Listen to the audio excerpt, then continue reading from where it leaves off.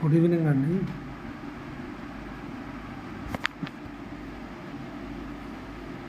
మొన్న కవిత గారు చేసిన ఆరోపణలపై ప్రభుత్వం స్పందించి దర్యాప్తు జరపాలండి. అసలు నిజాలు తెలియాలి.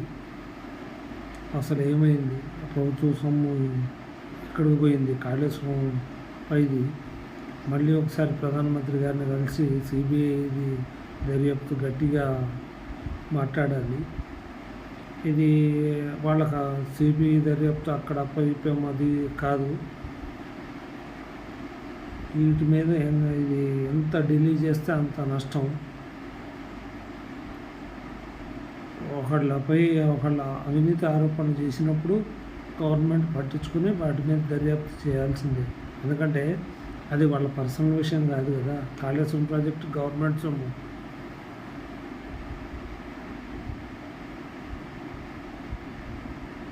ఏదైనా సరే ఒక ఆరోపణలు వచ్చినప్పుడు స్పందించి ఎంక్వైరీ మొదలు పెడితే బండారాలను బయటపడతాయి.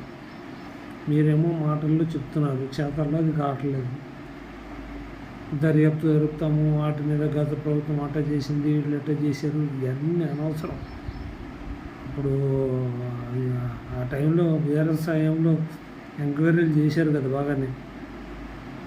ఏదున్నా కానీ దాని మీద దర్యాప్తులు చేసేవాళ్ళు. అప్పుడు అలాగే ఇప్పుడు వాళ్ళ ఆదాయం మించిన ఆస్తుల గురించి మరి దర్యాప్తు సిబిసిఐడి ఇప్పుడు ఎందుకు దర్యాప్తులు చేయట్లే?